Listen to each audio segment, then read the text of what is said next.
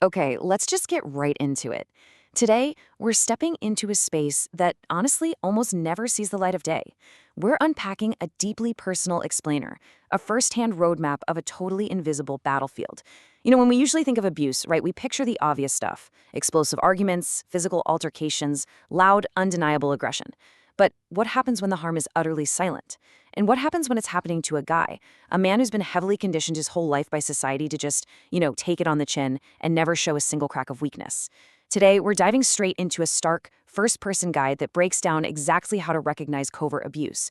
We're looking at the quiet, unseen emotional warfare waged in the shadows of a relationship. So, if you're watching this, I really want you to listen closely, because this explainer is built to validate a reality that is incredibly tough to put into words. Just listen to the sheer, undeniable weight of this statement, right from the source material. I'm a man living with covert narcissistic abuse. Let those words just sit there for a second. It's a profoundly difficult thing for anyone to admit, but as a man, there's this massive added layer of taboo, isn't there? There's this heavy, unspoken stigma that says, hey, men can't be victims, and especially not of psychological manipulation. By starting off with this, the author is instantly shattering a huge cultural silence. I mean, this isn't some theoretical psychology textbook. This is a guy who's currently living inside the maze, speaking directly to the rest of us who might be wandering those exact same dark, confusing corridors. So let's get into the first major theme of this guide, the hidden reality and the dual persona. All right, here's where the script gets completely flipped on you. Sign number one. They are a victim in every single story. This perfectly captures the invisible trap of covert abuse. Somehow, even when they are the ones who crossed a line or hurt you, you're the one who ends up apologizing. I mean, think about how totally exhausting that is. You go to them with a perfectly legitimate grievance, but then through this crazy series of subtle deflections, maybe some sudden tears, or just completely twisting the narrative, suddenly the focus is entirely on how your reaction is hurting them. You start the conversation literally just looking for an apology, and by the end of it, you're the one comforting them and saying you're sorry. It's this masterful, quiet manipulation that just leaves you entirely off balance. And that brings us to the jarring disconnect of sign two. On one side, you've got this super charming public version. On the other, the cold, hypercritical private version. And the really devastating part here, nobody would ever believe you. Covert abusers are practically professional at managing their public image. To your buddies, your family, your coworkers, they're delightful, right? Supportive, charismatic, the absolute life of the party. But man, the actual second that front door closes and it's just the two of you, the mask drops. That warmth is instantly replaced by this freezing critical distance.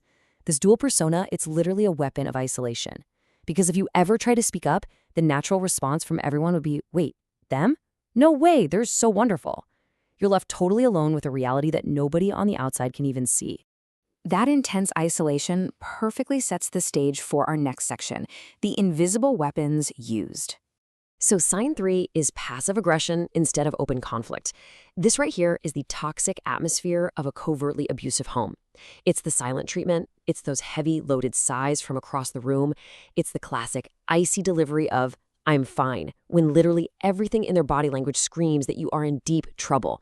You're being punished, but you have absolutely zero concrete evidence to point to. If you ask them what's wrong, they deny it. They force you to just constantly walk on eggshells, trying to decode their mood while they maintain complete plausible deniability.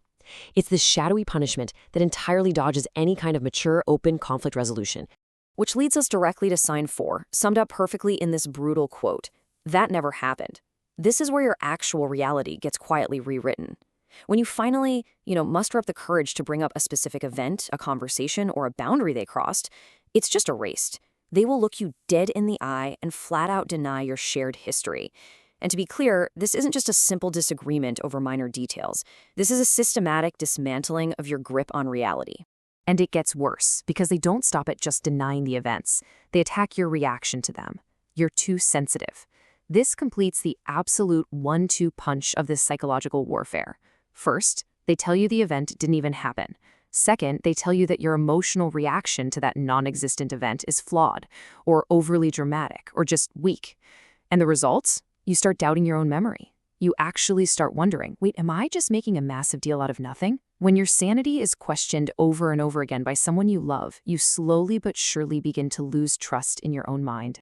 Let's shift gears and look at how this builds up inside a person over time. The internal toll. The tragic reality of sign 5 really captures the insidious nature of this whole thing perfectly. You feel drained, you feel anxious, and you feel smaller than you used to be, and you can't explain exactly why. If you're a guy watching this, and this is hitting home, I really want you to hear this.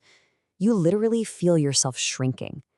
That confidence, that energy, that core sense of self you used to have, it's just being slowly, quietly siphoned away. But because the abuse is covert, because there are no physical marks, because they always say they're fine, because they play the victim, you have no logical explanation for why you feel so incredibly hollowed out. You just know, deep down, that you take up way less space in your own life than you used to. Which brings us to arguably the most vital takeaway of this entire explainer. You are not alone. Let's do a really quick rundown of these 5 pillars of covert abuse, just so they are crystal clear. 1.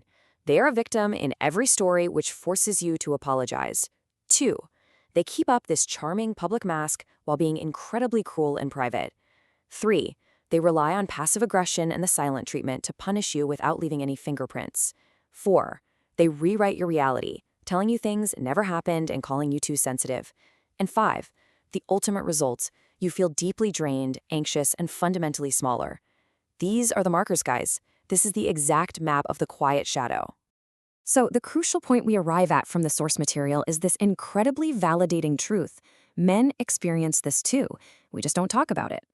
If these signs sound intensely familiar to you, you are not crazy. You're not making it up, and you are absolutely not alone. It's about time we acknowledge this hidden reality. Look, the silence surrounding male victims of covert abuse, it literally only serves the abusers. It thrives in the dark. But by putting these words out there, right here, right now, we are finally dragging it into the light. And this next part brilliantly, yet so heartbreakingly illustrates the reality of the situation. The guy who wrote this original guide signs off with these words, "From someone still in it." Wow.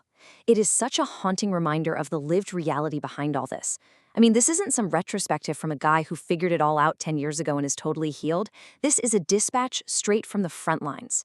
It's this profound, tragic offering of solidarity from one man who is currently navigating the fog to any other man out there who's just desperately trying to find his way through that exact same darkness. Which leaves us with this final echoing question.